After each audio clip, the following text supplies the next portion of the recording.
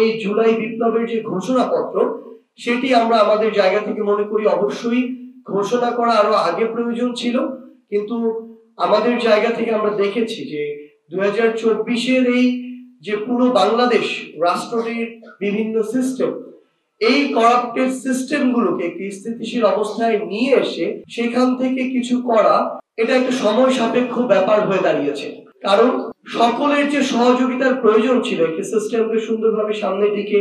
এগিয়ে নিয়ে যাওয়ার জন্য,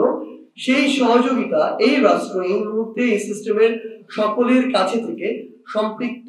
যারা রয়েছেন তাদের কাছে থেকে প্রত্যাশা অনুযায়ী পায় না। যে বিগত 16 বছরে মানুষ কিভাবে আসলে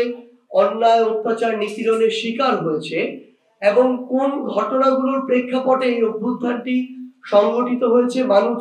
জীবনের মায়া না করে, রক্তের মায়া না করে, পরিবারের মায়া না করে রাজপথে নেমেছে।